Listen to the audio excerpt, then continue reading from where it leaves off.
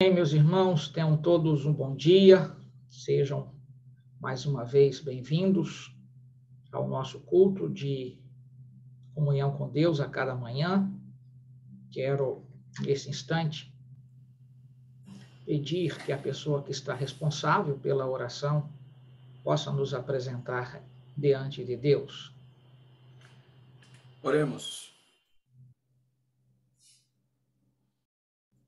Amado Pai que está nos céus, ó Deus, te agradecemos por mais um dia de vida e pela alegria, Senhor, de estarmos aqui presente para buscar a Tua presença e também, ó Deus, ouvir a Tua palavra, falar aos nossos corações.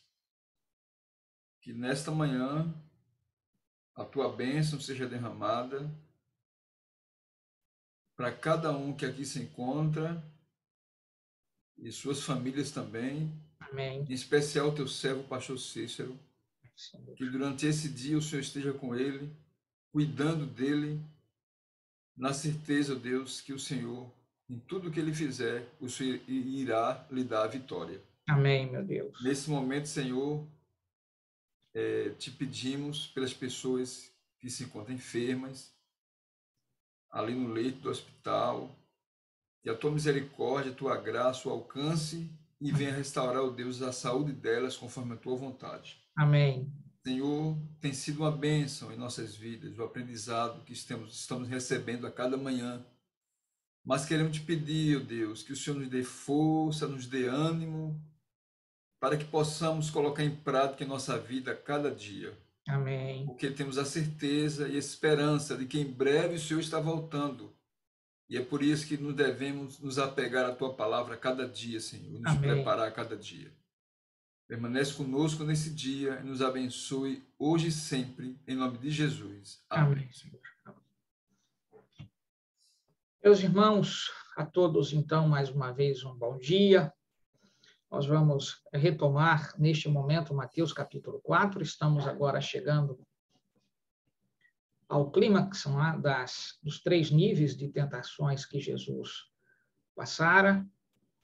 Tentação em relação ao apetite, tentação em relação à presunção, que envolve exatamente o que eu chamo de, na verdade, amor pelo mundo, e especificamente a última tentação, que envolve a ostentação. E aí nós vamos centrar o nosso olhar nesta manhã sobre esta particularidade. Mas também eu venho demonstrando para vocês que há nos evangelhos sinópticos, Mateus, Marcos e Lucas, o mesmo episódio é retratado, embora Marcos apresente uma síntese e que, então, deixa de fora algumas peculiaridades que envolveram as cenas, então, aqui das tentações.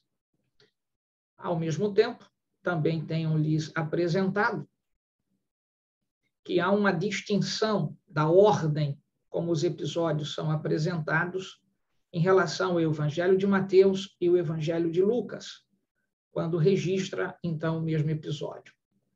A terceira tentação, portanto, em Lucas, é a segunda em Mateus, na ordem, embora os 3 tratem das, então, 3 tentações. E aí, lembro-me que eu formulei uma pergunta, e por que isso foi feito em Lucas? Em outras palavras, porque a terceira tentação em Lucas é a segunda tentação em Mateus. O que é que está acontecendo para que ele invertesse a ordem? Para que nós entendamos isto, na pergunta, portanto, que formulei, precisamos levar em consideração 3, eu diria, talvez, dicas que sejam importantes para entendermos estas diferenças da forma como foram escritas as tentações, na sua ordem, não no seu conteúdo. Primeiro, lembrar que Mateus está escrevendo o seu evangelho, tendo, portanto, como ênfase especificamente a sua preocupação é demonstrar que Jesus, de fato, era o Messias esperado. E, neste aspecto, a ênfase do Evangelho é convencer judeus. Então, em outras palavras, o que Mateus está com o seu texto encaminhado para a igreja judaica de época, a fim de que os judeus pudessem ter consciência de que, de fato, Jesus era o Messias esperado. E a ênfase começa na própria genealogia, tema que nós já estudamos aqui. Mateus começa apontando a genealogia, então, que Jesus está vinculado até Abraão. Percebe que ele, então, não vai mais além. Até Abraão ele para. E por que Abraão? Né? Porque é o personagem central que os judeus tomam, portanto, como ponto de partida da existência da, então, nação e, ao mesmo tempo, da existência de sua fé. Passam a depositar em confiança em Abraão e, muitas vezes, em detrimento do próprio Jesus. Vocês se lembram que no próprio Evangelho de João, na discussão ali do capítulo, portanto, 6, e avança um pouquinho mais ali, capítulo 8, e a partir, mas com ênfase no capítulo 10, Jesus chega a dizer que ele é anterior a Abraão. E se eles, de fato, amassem, então, a Abraão, amassem também a Moisés, deveriam estar atentos que Moisés escreveu a respeito, portanto, de Jesus, então é anterior, Jesus é anterior a tudo isso. E se eles fossem, de fato, filhos de Abraão, também seriam, portanto, de Deus, porque Abraão falou a respeito do próprio Jesus. Em outras palavras, então, a ênfase de Mateus é recapitular esta verdade. Por isso que, tanto do ponto de vista da genealogia, quanto do ponto de vista do próprio conteúdo do Evangelho, a ênfase é demonstrar que Jesus é o Messias esperado. E como a audiência, o auditório, as pessoas a quem, então, Mateus está dirigindo são judeus, consequentemente, então, esta situação de apresentar a narrativa do seu evangelho tem, então, essas peculiaridades aqui já expostas. Este é um ponto. Então, fazendo esse ponto de referência também para o livro de Lucas, fica evidente que a ênfase que Lucas está dando não é para judeus. Lucas está escrevendo para gregos, para aquele, então, para uma audiência lá, que, na verdade, conheceu o evangelho a partir das pregações feitas pelo próprio Paulo. Então, não era, portanto, gente que havia sido educado na igreja, eu diria, judaica, mas no próprio evangelho que Paulo havia pregado. Então, se o auditório de Lucas é outro, a ênfase, a forma de abordar o conteúdo também o é. Sem perder de vista que o Espírito Santo não bloqueia o estilo de cada personagem que está escrevendo. Ele abre a mente, mas compostura, estilo, permanece. Então, diante destas questões, nós temos de nos lembrar. Mateus está focando os judeus, Lucas está focando os gregos. Audiências distintas, forma de escrever igualmente. Inclusive, a genealogia de Lucas, que é algo que eu gostaria de fazer essa comparação também, ela se baseia de Jesus até Adão. Olha só que coisa lá. Se você vai para ali para o capítulo 4 do Evangelho de Lucas, você vai ver que então ele começa com Adão, então encerra em Jesus, demonstrando, em outras palavras, que sua genealogia é mais longa, e que, então, a ênfase não é sobre, de fato, a pessoa de Jesus sendo apresentada como Mateus o faz, que ele é o Messias. Na verdade, a ênfase de Lucas é apresentar os ensinos de Jesus, e não as ações de Jesus. E por isso que, então, o Evangelho é muito mais recheado, né, de detalhes. Então, esta seria uma maneira adequada de você entender o porquê, né, de Mateus escrever sobre as tentações numa ordem e Lucas escrever as mesmas tentações, mas pondo, portanto, a terceira, tomando como ponto de partida Mateus, colocando no segundo, então, momento da tentação. Ou seja, em Mateus nós temos, veja, pães, que é a primeira tentação, né, envolvendo apetite. Segunda tentação, nós temos, então, a questão de lançar-se do pináculo do templo. A terceira tentação, então, ali, reclamando que Jesus, então, adorasse mediante aquilo que foi ofertado, as riquezas do mundo. Quando você pega Mateus e vai para Lucas, a ordem está invertida. A primeira está correta, tem a ver, portanto, ali com o apetite, né, com os pães, mas aquela que envolve exatamente o momento de lançar-se do pináculo do templo, na verdade, Lucas põe esta no segundo lugar e a terceira, então, está invertida.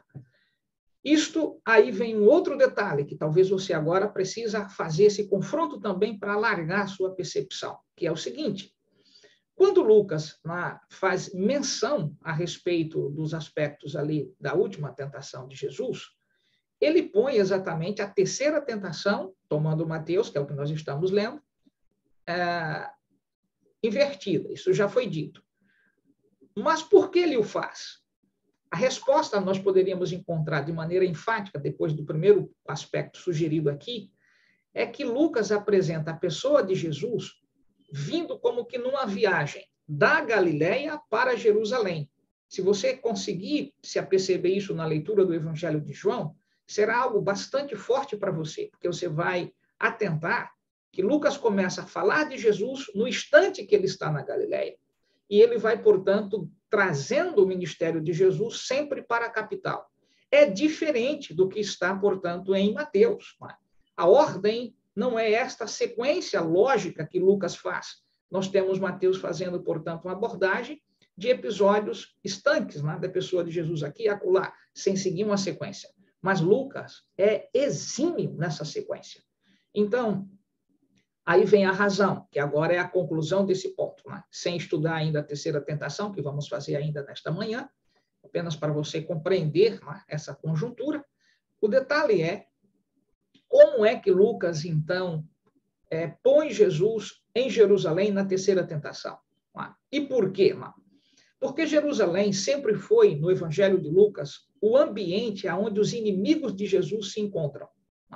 Então, tomando como ponto de partida que Jesus se desloca no Evangelho de Lucas, da Galileia para Jerusalém, numa sequência sempre assim, então Lucas encerra o ministério de Jesus em Jerusalém, demonstrando que ele vem sendo vitorioso, portanto, desde o ambiente distinto, Galileia, e aí, então, Samaria, até chegar a, então, Jerusalém, chega no ambiente onde os maiores inimigos de Jesus se encontram. Então, Jerusalém tem este enfoque.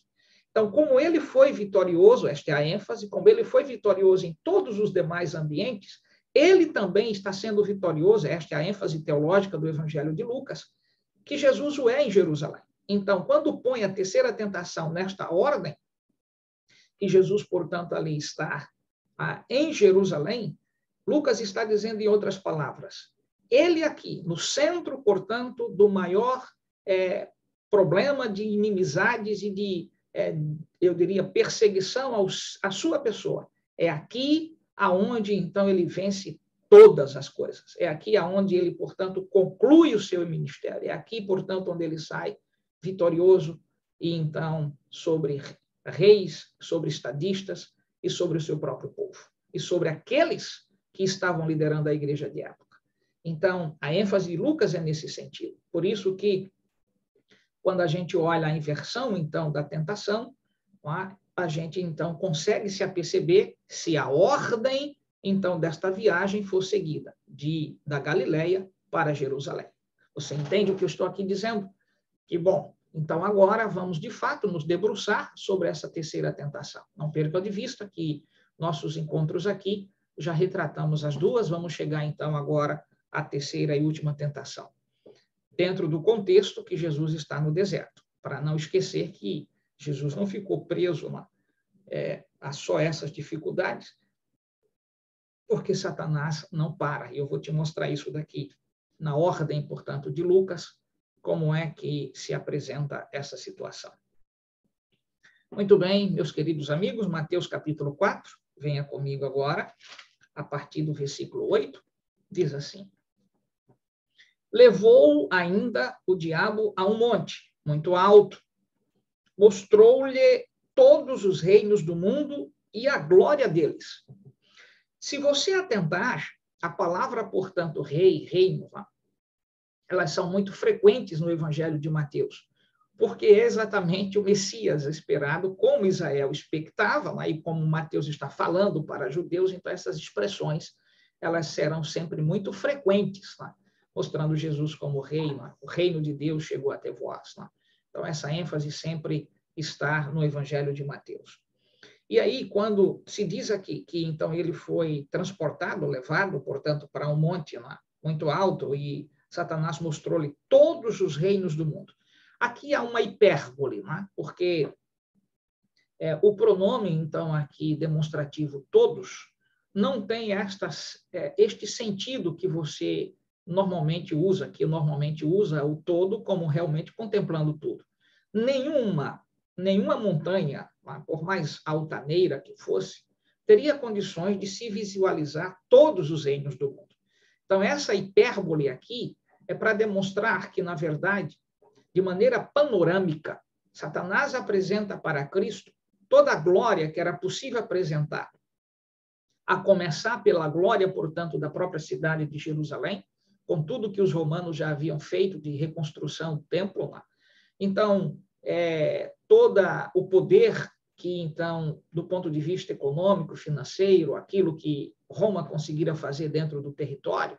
Então, esta visão panorâmica é que está dentro do todo, para que você não tenha ideia, talvez infantilizada, de que, então, Cristo viu todas as glórias do mundo. Não é esta a situação, mesmo porque temos de atentar que quem está apresentando para Jesus estas sugestões é Lúcifer, e Lúcifer não é todo poderoso para descortinar, né, ambientes longínquos de Jerusalém. E a divindade de Jesus aqui não está, portanto, sendo utilizada, ela está velada. Portanto, reitero, todo aqui é uma hipérbole para representar, na verdade, a partir dali do que era possível se enxergar em visão panorâmica, o que é que Satanás, de fato, tem de domínio sobre esta terra. Então, este texto também revela um outro dado, é que Satanás tem, de fato, domínio sobre os reinos deste mundo. Então, isso você precisa atentar aqui. E ele diz isto. No versículo, portanto, 8, ele diz isto, mas em Lucas isso fica mais evidente quando a gente for fazer a comparação daqui a pouco. Veja, mais uma vez, o verso 8 de Mateus, capítulo 4. Levou ainda o diabo a um monte muito alto, mostrou-lhe todos os reinos do mundo e a glória deles. Veja, glória e reinos estão, portanto, aqui essas expressões convergentes, demonstrando de outra maneira o seguinte: reino aqui tem o sentido de ostentação, não? Mas não especificamente de governo, não? Mas de ostentação. Reino no sentido aqui que soma-se ao paralelo com a palavra glória, que envolve, portanto, aí glamour, não? Aquilo que a gente poderia dizer de espetáculos, tudo aquilo que enche os olhos humanos do ponto de vista de que parece que as coisas deste mundo são duráveis, e por serem duráveis, parece que as pessoas, então, se voltam ao aspecto, então, do materialismo, como que se isso fosse mais importante do que uma vida de comunhão e submissão ao Deus Todo-Poderoso. Então, quando Satanás apresenta isso, Satanás está dizendo, isso é mais importante do que você, então, aí, nesse sofrimento, se manter em submissão a este teu Deus. É isso que Lúcifer está dizendo. E a mesma linguagem ele usa para nós. Né? Em outras palavras, ele usa a linguagem semelhada do ponto de vista de nos apresentar as cores, os brilhos, né? A ostentação, carros de alto padrão, viagens para cá, ambientes de requinte, como que se isso fosse mais importante. Então, as pessoas se apegam a estas coisas sem entenderem que há por trás, então, de todas essas benesses, um agente, um autor que é dominador destas coisas. Quando as pessoas se aperceberem que, de fato, foram enganadas, algumas destas, e talvez milhares destas, já, então, estarão numa situação que não tem mais retorno, porque já consumiram o próprio corpo, a própria moral, a própria ética, em venderem-se. A verdade é que, inclusive, o mundo, eu diria, das artes, como a arte, portanto, cinematográfica melhor, parte para exatamente formar sempre imagens, filmes que retratem que vale a pena, portanto, o crime compensa lá. Sempre o final, o happy end, sempre é de que o bandido que começa, portanto, assaltando, ele termina feliz em carro de luxos, em lugares, portanto, paradisíacos. E esta ideia, repetida diversas vezes na cabeça de jovens, de adultos, termina criando um mundo paralelo. E qual é o mundo paralelo? Este, de que os reinos deste mundo e a glória dele, nós podemos, então, participar sem estar dando muita justificativa para quem quer que seja. Esta foi a proposta de Lúcifer nessa terceira tentação, então, aqui a Jesus. E ele deixara claro, eu quero já levá-los a compreenderem isto, porque Lucas é mais enfático, né, sobre esta tentação, embora nós devamos nos lembrar que a ordem está invertida. Não perca de vista isto. Né? Venha comigo ao versículo, portanto, 9, aonde diz Evangelho de Lucas, capítulo 4, verso 9. Observe. Então o levou a Jerusalém e o colocou sobre o pináculo do templo. Esta é, então, a terceira tentação que está em Lucas, que, na verdade, então, levou ainda o diabo ao monte alto e mostrou-lhe todos os reinos do mundo e a glória deles, como está lá em Mateus. Só que você se lembra que esta ordem está invertida, então a combinação entre as tentações deveríamos fazer não com o versículo 9, mas deveríamos fazer exatamente com o versículo 6. Observa em Lucas capítulo 4, verso 6. Disse-lhe o diabo, dar-te-ei toda a autoridade e a glória destes reinos, porque ela me foi entregue e eu dou a quem eu quiser. Observe que, de fato, Satanás está deixando claro para Jesus que ele tem autoridade sobre este mundo, né? E os reinos deste mundo lhe pertencem, porque ele dá a quem ele quiser, porque pertence a ele. E a pergunta que a gente tem de fazer é, quando é que ele recebeu essa autoridade e passou a ser, então, dono dos reinos deste mundo? Né? Não foi por ordem de Deus outorgar-lhe tal, então, domínio, mas foi pela queda do homem. Quando Adão cedeu, Adão, então, que era, né, o governador deste mundo, né, o rei sobre este mundo, transferiu toda essa autoridade para Lúcifer, mas não porque ele o fizera de per si, de vontade própria, de moto própria. Na verdade, ele o fizera pelas sugestões que Satanás, então, fizera à sua esposa e Adão, portanto, se queda ao discurso de sua esposa.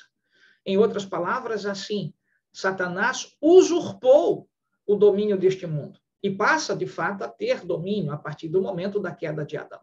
Então, a gente tem de entender que quando ele diz aqui no capítulo 4 de Lucas, versículo 6, que ele tem o domínio sobre os reinos do mundo e ele dá a quem ele quiser, no paralelo com Mateus capítulo 4, fica evidente que, de fato, os reinos do mundo estão sob o domínio de Satanás.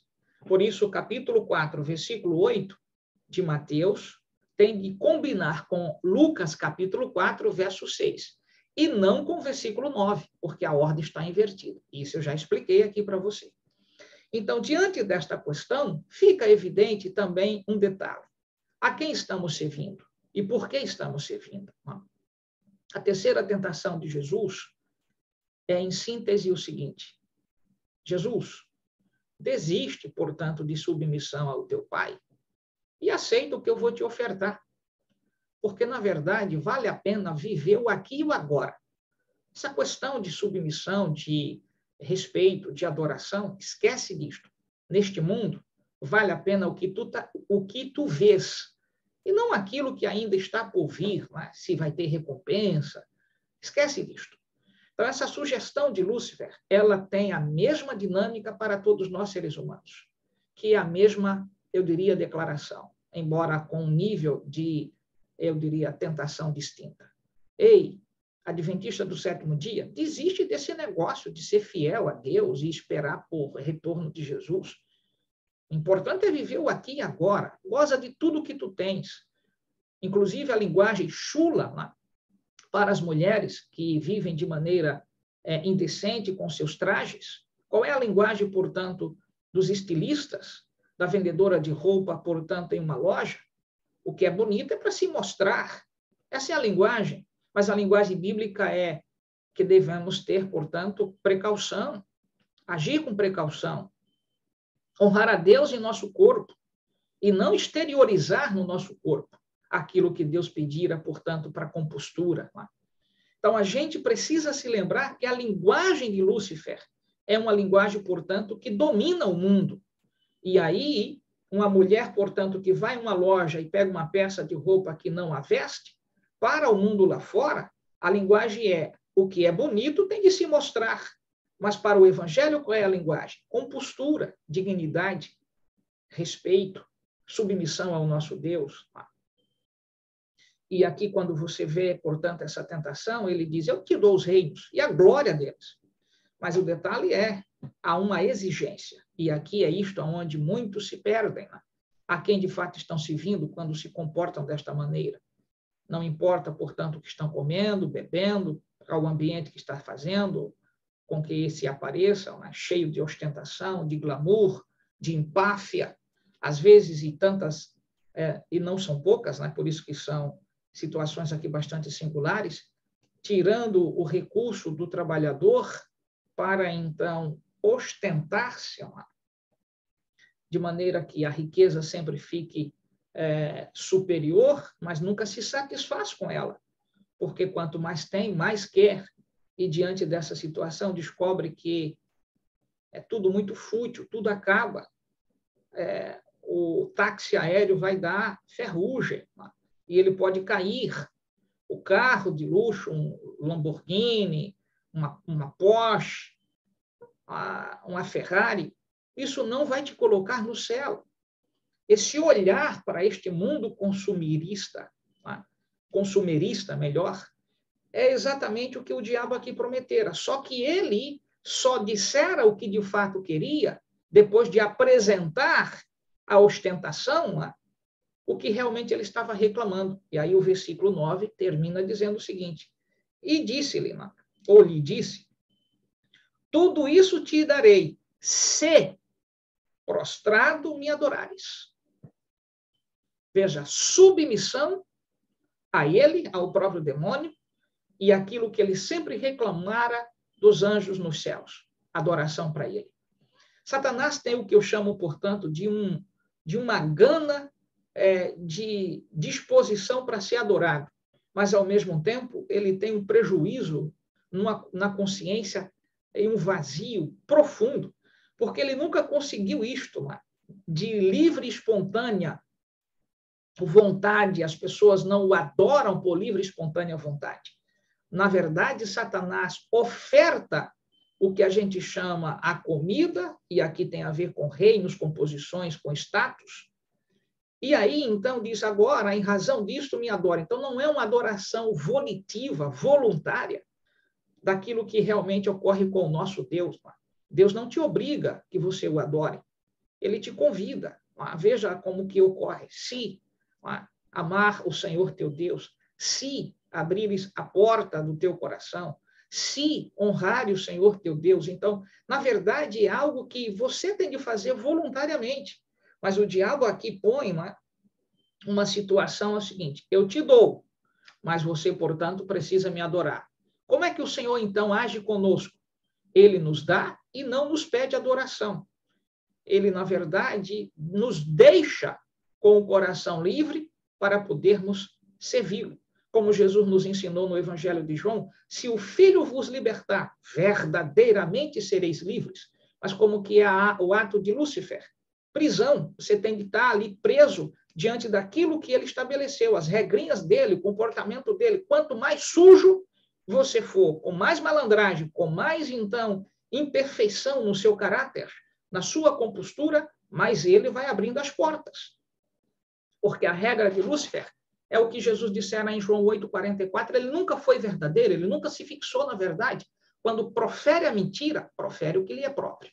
Então, essa tentação é, em suma, o seguinte, Jesus, desiste de ser submisso, aceita a mim, e então terás o que bem entenderes aqui nessa terra. Veja, aquilo que Jesus tem como supremo sobre todas as coisas, iria se submeter a um mundico deste, que é o nosso, restrito a essa situação de terra, aquele que é rei sobre reis, dono do universo, se submeteria a isto? Seria uma situação bastante precária. E aqui eu faço o paralelo terminando. Amigos, nosso mundo não é este. Tudo isto aqui acaba. Aquilo que Paulo dissera que jamais subiu ao pensamento humano, jamais olhos viram, jamais ouvidos ouviram. O que Deus tem preparado para os santos. Então, não desista de sua fé em razão do mundo encantado de Satanás nessa terra. Tudo isso acaba. Tenha consciência que funciona. A lógica do seu pensamento tem de ser: olha o passado, os reinos, onde estão? Escombros. Olha as grandes autoridades, onde estão? No chão. Não dura, não perdura. Quem foi Gengis Khan? Quem foi Alexandre o Grande? O seu grande reino, o seu grande poder? Onde é que está Átila? Onde está Gegerico? Onde é que está Winston Churchill? Tudo acaba, amigo. A única coisa que perdura é a palavra do Senhor. Então, erga-se e não se deixe levar pelas vicissitudes deste mundo tenebroso, que Satanás, então, continua sendo o senhor dele. Mas a gente não é senhor deste mundo. A gente aceitou Cristo como Salvador, nossa pátria é outra. Por isso que a terra aqui é apenas, eu diria, um estágio para demonstrar para o nosso inimigo, que é inimigo também do nosso Deus, que ele não tem domínio sobre nós, porque sobre nós impera o império do poder do nosso amigo Espírito Santo. Sobre nós, mãos poderosas reservam-se para nos fazer entender que nossa pátria é outra. Então, que Deus te abençoe e jamais permita-se por esta tentação da ostentação, negar a Cristo e adorar o diabo. Jesus venceu e nos demonstrou que podemos vencer. E a frase singular foi quando ele disse: retira-te, Satanás, porque está escrito: ao Senhor teu Deus adorarás, e só a ele darás culto. Seja esse a espécie de gente, de fiel servo de Deus. Arreda-te, Satanás, com que aqui estás a me ofertar. O que é uma noitada com uma mulher, se você tem, portanto, a sua fidelidade diante de Deus para o resto de tua, então, vida nesta terra e a eternidade. Uma coisa que te leva, portanto, num instante, a seres desmoralizado. E ele, o próprio demônio, depois pulveriza, torna, publiciza tudo isto que, então, fizer às escondidas, ele procura trazer a público para te desmoralizar. Porque se tem uma coisa que Satanás gosta de fazer, e ele é exímio nesse aspecto, é o sorriso da desgraça humana. Ele sorri, ele se alegra quando vê você ou eu ou um filho de Deus tombar pela sua própria influência. Não caia nesses engodos. Em nome do Senhor Jesus, autorizado pelo nosso amigo Espírito Santo, use dessas expressões poderosas. Sai daqui, Satanás, porque eu não te sirvo. Eu sirvo ao meu Deus e não vou cair, seja para a sugestão econômica, seja para a sugestão sexual. Eu tenho a quem, então, servir. Lembram-se de José? Como cometerei tamanho pecado contra o meu Deus? Seja fiel. Por isso que o Senhor te dê neste dia a graça de se manter assim, em fidelidade a quem de fato nunca te abandonou. Eu desejo, igualmente, minha oração. Senhor nosso Deus, nosso Pai, que a tua graça repouse sobre nós, que teu Espírito nos capacite, que tu nos dê, portanto, a tua poderosa defesa diante das ciladas que temos passado neste mundo. Mas somos apenas aqui passageiros em um mundo que agoniza, que não será salvo, mas as pessoas que a ti se submetem e que este mundo também caminha para a sua própria destruição. Senhor, nos ajude a estarmos escudados pelas mãos poderosas do nosso amigo Espírito Santo. Que anje e nos cerque sempre em nossa jornada nesta terra. E eu também te imploro que esse dia de preparação para recebermos o teu santo sábado, sejamos uma bênção em tua igreja. Eu te peço esses favores, crendo que tu nos escutas, Senhor, porque estou te apelando no nome santo do nosso Salvador Jesus. Amém.